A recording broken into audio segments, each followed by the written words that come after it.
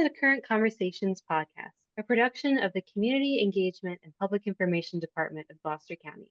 I'm Savannah Hogdahl, and I'm your host today as we talk about the Gloucester Educational Foundation and its upcoming race, which has options for walkers and runners with a variety of distances and even an option to participate virtually. This race directly supports our kiddos in the Gloucester County Public School Division, and it's a lot of fun every year, so I can't wait to get into this. But first, let's introduce our guests. Today, I've got Helen Worthington and Michelle Stone with me on the podcast. And ladies, would you introduce yourselves for me? Tell me what kind of life you lead outside of the Ed Foundation, and when did you join? Hi, I'm Michelle Stone. My husband has H Stone Digital Solutions here locally, and we've been here most of our lives. He, in fact, has been here his whole life. And we have 3 adult children and 2 grandchildren, both of whom attend Bethel Elementary School. So you've got a lot of reasons to care about education. Absolutely. I've been with the Ed Foundation for going on 5 years now. And I'm now the chair, which is a lot of fun and a lot of responsibility. But I get to work with wonderful people like Helen when we're doing our fundraising and planning for the race. So go ahead, Helen.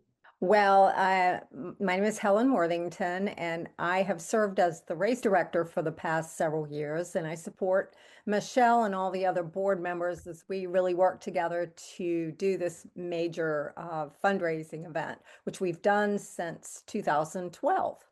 I'm a retired technical editor. I had my own business for several years, and I will tell you, being retired, I'm probably busier than I used to be. So, I've heard a lot of people say that.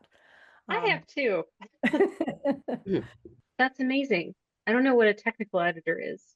Well, I would read technical documents and I would make sure that they followed all the rules and all of it was clear and wasn't ambiguous. And there's a lot of technical things you have to do for technical publications to be ready to publish. So that's what I did.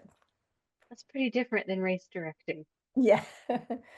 Well, it is, but you have to get the details right, and there are a lot of details when it comes to a race. There are a lot of moving parts. It requires a lot of people, a lot of little tasks that by themselves might not matter, but all together, you needed them all. So it's a lot of fun, and it gives the community a chance to really get involved and help.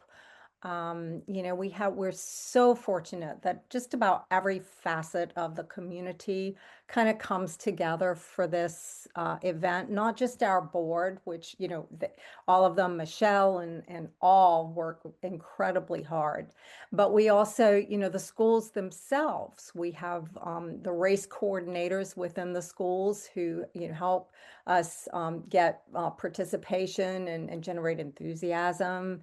And then we have, in the race itself, a lot of people have to come together a lot of volunteers.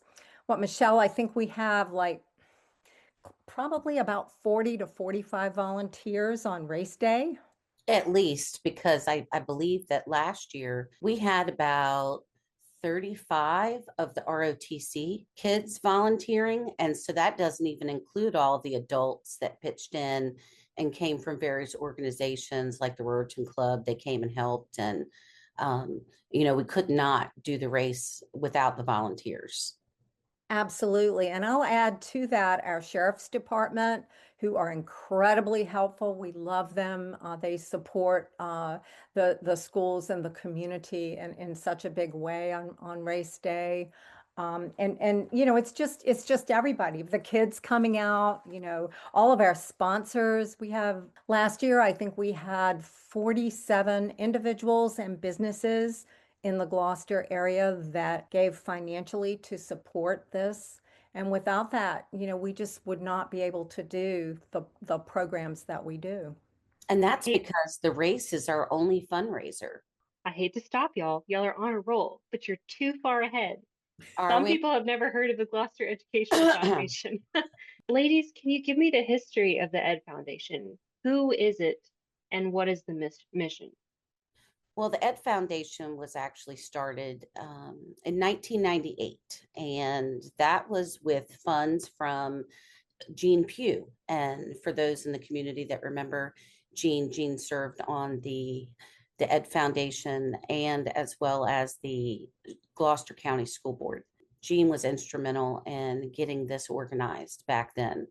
And it has grown phenomenally over the past, 30 some, well, almost 30 years. And so a lot of members have come and gone, but the mission remains the same: raising funds for our teachers and our students, and then doing everything that we can to support as many projects that are going on within the school and activities for students, competitions. So we've been able to add different programs along the way, but our fundraiser only supports the Teacher of the Year and mini grants for teachers. Okay, so can you tell me about those? What's Teacher of the Year and what's a mini grant? Well, a mini grant is something that any GCPS educator, counselor, et cetera, any staff can apply to receive funding up to $500 per project. And that can go towards supplies of any kind to support, say, STEM projects or art enrichment, health and welfare, some of the programs that are already in the school, like the Renaissance program, which is sponsored by Jostin. So every bit of this that we raise is then turned around and given right back to the teachers in the fall, as much as we have left over. And we hit a record this year with distributing 17, almost $18,000 in mini grants that Wow, ranged anywhere from $100 to $500. And we had that's a more. lot of teachers.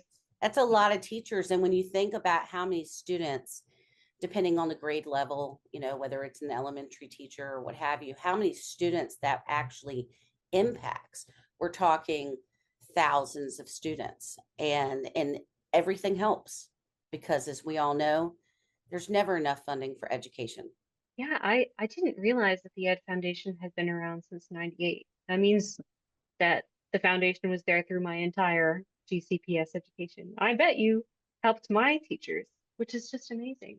Can you give me some examples of things that teachers have asked for that you've been able to support with the money from this race? I have a list of some of our most recent ones. Let me pull that. See, you were The, ready. I was about ready. the one I remember the most is that robotics one, Miss Taylor. Do you remember that one, Michelle?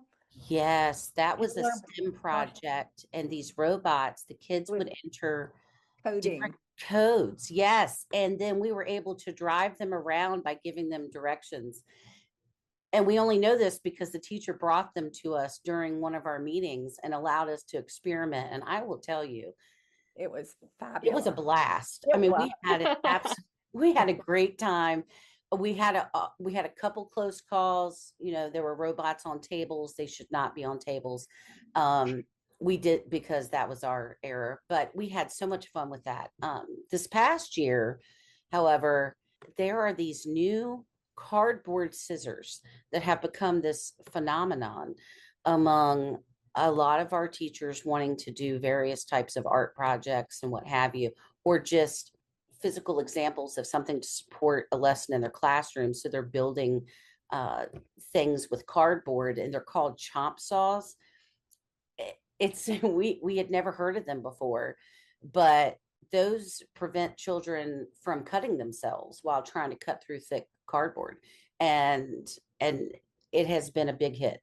So anything from, say, that chomp saw to owl pellets, which is dissecting pellets from owls and finding out what they eat. There were Ew. a lot of I know there were a lot of owl pellets and dissection tools this past year, and then there's really cool things too, like having a historical interpreter come and speak to multiple classes of kids, or doing an assembly. And of course, these people are paid and they can ask for help to bring that person to the school. I So remember specific projects for art and theater also. I think that we try to support that. I know that there's a huge production every year, a theater production that, costs money to support. I think that's one of them that I remember, Michelle. yes, and we also purchased, speakers for the drama department. I think that's what you're thinking of, or a Maybe. chorus, but you know, they just had the grant package that the teachers receive.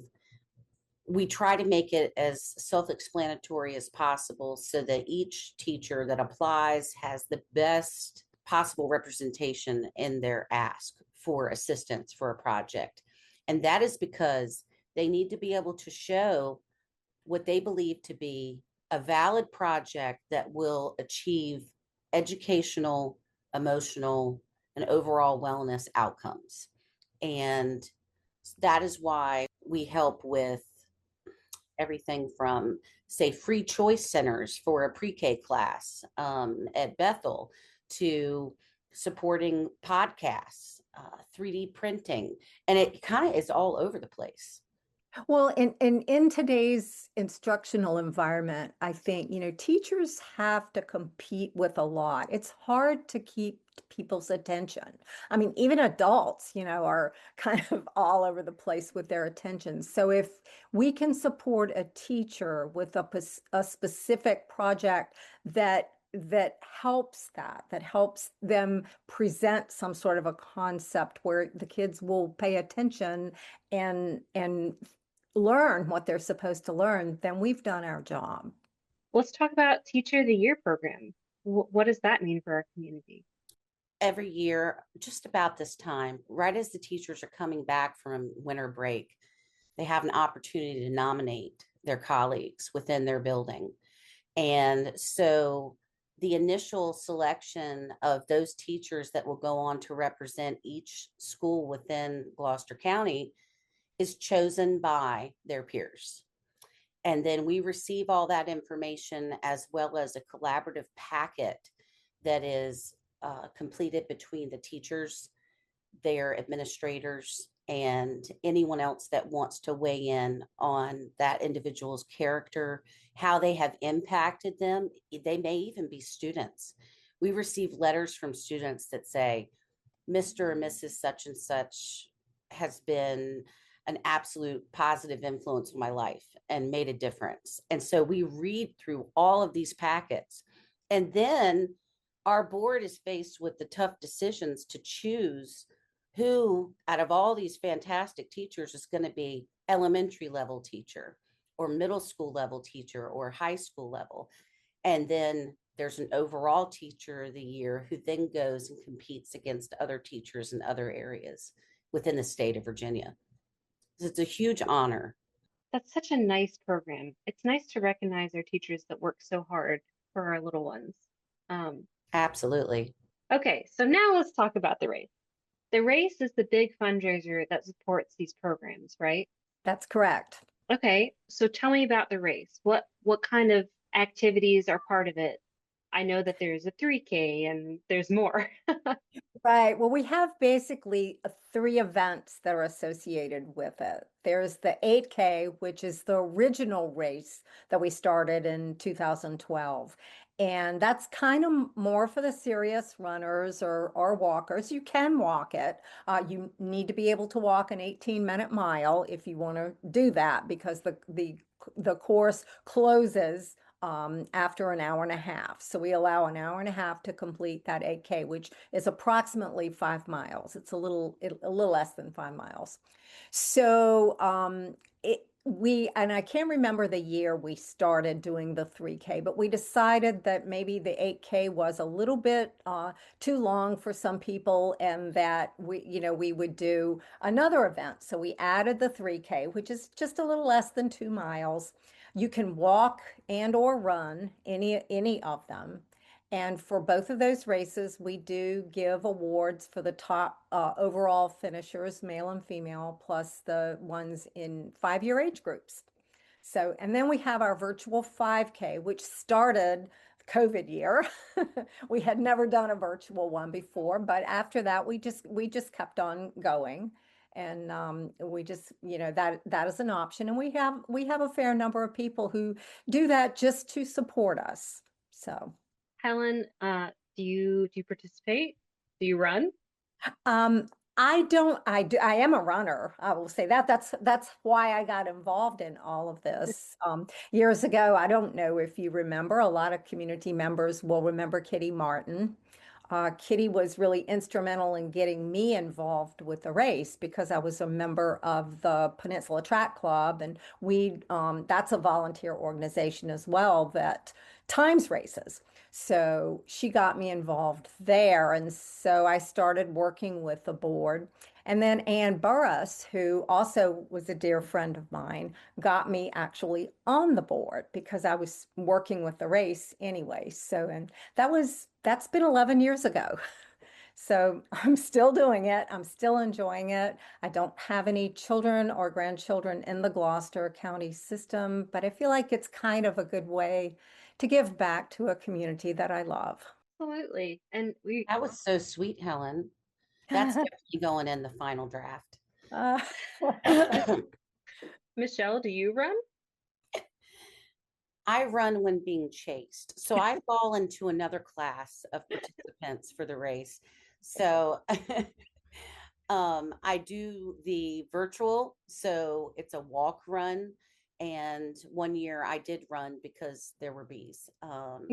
And I did run a lot more that year. But for the most part, the board members are unable to participate on race day because there are so many things happening logistically and so many wheels turning that it's impossible for us to participate in the race itself, which is just as well. So, but we still purchase a virtual ticket, and it also enables us to get a t-shirt, and the t-shirts are so cool because they have all of our sponsors listed on there, and the artwork is created by a high school student. Oh, wow. Yes. That's amazing. I will say to your point, Michelle, about board members not running, we do have one board member that runs, and she is part of the Chesapeake Bank, who are our name sponsor and have been for years and years. But we'll give her a pass because after she runs, she usually serves as at least one of the master of ceremonies for the awards ceremony after she's run 5 miles. So that's pretty impressive, Gloria Williams. I It knew you were is. talking about Gloria. And it takes a lot to get up there and to be heard on the microphone in the auxiliary gym when it is packed full, which we're happy to see. But it is absolutely packed full of volunteers and students and their parents and small children. So you have to have that voice. Well, I kind of think Gloria Williams can do anything, like absolutely anything. She is amazing. You know, I don't run either. If you see me running, it's not for a natural reason, and you should run too. But I have Absolutely. a lot of friends who participate in this race and really love it. Like my aunt, Kim Robbins, she's an art teacher. She runs Oh, every yes. year. And Oh, now my cousins, the little Robbinses, they all run too. Actually, my friend at church, Kathleen Thompson, won in her age category last year, and I think her dog ran with her. Can That's you bring fantastic. Yeah. okay. Yeah. dogs are allowed? Yeah, dogs are allowed. We don't allow them to go through the finishing chute because of insurance reasons, but we have volunteers from the Peninsula Track Club who will take the dog and run alongside you the same way they do strollers. Mm-hmm. And we do that for a reason. It's safer. But years ago at another race, we had a police officer who was the head person. There's always a biker or somebody in front of the lead runner, and the officer on the motorcycle went through the chute, and about halfway through, he took it down. So, so Uh-oh. we decided, nah, I don't think we want motorcycles or bikes or anything through the chute. So, Okay, so I hear the course is beautiful too. It's a nice course. It starts at right outside the stadium. And for both of them go the same direction. They'll turn left onto Short Lane when you get out of where the school is, and they go down Short Lane a little ways and then go through the Dunston. They'll turn left and go through the Dunston neighborhood and then come back. And the 3K will, when they come back, they make the turn back to the stadium. It finishes on the 50-yard line. But the 8Ks keep going past the school, go down all the way to the end of Short Lane and turn right on TC Walker and then turn immediately on Sewell and then come down and then all the way down and they turn around and then they come back. So it's kind of a semi-loop course. And it's not flat. So for people who are used to running races, you might not get your absolute best time because there are a couple of little rolling hills, but the course is certified. So that means, if you happen to have a really good day and you run well enough to get a state record or something like that, you will have it because it is a certified course, the 8K, not the 3K. That's awesome. So how do people sign up and what comes with signing up? Michelle, you want to take that one? Or? Sure. There are multiple ways to sign up for the race. The most popular choice is doing it online. Some of the students do it through their school, and then we go in and hand enter into information for, say, sponsor donated tickets or teams from some of our sponsors. But everyone else goes to our website, and then on our website, you can then go to the Run Signups site, which is where you would register. You can also fill out sponsorship forms if you wanted to be a sponsor for the race. And all of that is going to be on our website, which is Gloucester, VA, as in Virginia, edfoundation.org. And I'll put that in the comments under the podcast too. So if you're listening and you don't want to type it out, go check out the comment section and it'll be right there. The Virginia part is super important. And that is because there's also an educational foundation in Gloucester, Massachusetts. Oh, yes. Signing up for a race really far away. Exactly. You still have sponsor spots available? Absolutely. We do not, we already have our name sponsor, but any of the other sponsorship categories are available. And we know that a lot of our small businesses have struggled this past year. And, there are concerns about where our funding will be for this, next round of mini grants. But every little bit helps. That's probably a great way for local businesses to show their support in the community for the schools. Absolutely. And there are benefits to being a sponsor that range anywhere from, for our larger donations, those would be having an interview with our local radio station, WXGM. We also have print ads and utilize social media. So we try to get the word out to make sure that everyone knows what members of our community, what businesses in our community are willing to support local education. I bet they appreciate that. So how can someone get involved with the Ed Foundation if they like your mission apart from the race? They can just reach out to us on our website and we'll receive a message about someone who's potentially interested. And the great thing is that if you know someone that's already on the board, because we also have our board members listed and it sounds like something you'd like to be involved in, then definitely reach out to those that are already on the board and let them know as well. So either through our website or through a current member of the board, either way would be great. I will say we are a working board, which means that each one of us take on various responsibilities throughout the year. We work hard. Okay. And what we try to do is have people do things that they're comfortable with, that they enjoy. We try not to stick somebody with doing something when we know they don't like it. And I will say this about our current board and even previous boards. We have several former school board members on the board. And the school board also has a representative and an alternate that have served on the board, throughout. Whenever they do their appointments at the beginning of the year, that's the person.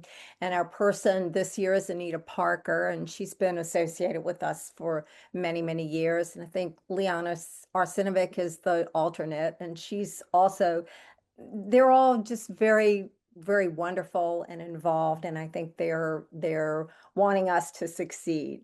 I mean, I can only imagine that they are. Ladies, you've done so well. I feel like I know more about the Ed Foundation in the race, and I'm really hoping that people who run for fun and aren't like me will sign up. But I've been doing a lot of walking. Maybe I'll do that virtual 5K. Well, walking is really good for you. Running is good for you too, but walking is very, very good for you. So I would encourage everyone to do that. And I also want to emphasize the race date, which is March the 14th. And it's going to be at Pi Day. Pi Day, that's right. It is Pi Day. How about that? And it starts at 9:30. The 8K starts at 9:30. The 3K starts at 9:45. The virtual starts whenever you want it. There's a range of times for the virtual. I think it's February 27th through March 14th. Anytime So then. yeah, so if you're not available on that day, you can do the virtual and you can just turn in your time. Exactly. And it's an honor system, so if you don't turn in your time, nobody's gonna say anything, whatever you are comfortable doing. They won't come after you, but you should Right. do it for yourself. Exactly. I will say that online registration is available through, let me get the date, March 10th. So you can register online, but if you miss that, we do have race day registration available. All right, but you got to come in person for that, I'm assuming. For race day, yes, but Yeah. if you're doing the virtual, obviously you can just register online and do whatever you want. But if you want to run in person, you can either register online in advance or you can just show up race day. Thank you both so much for your time. Thank you for what you do for our students. I know that my teacher relatives really love these programs, and it's a great thing to have in Gloucester County. We are very happy to serve them, and thank you so much. Yes, thank you.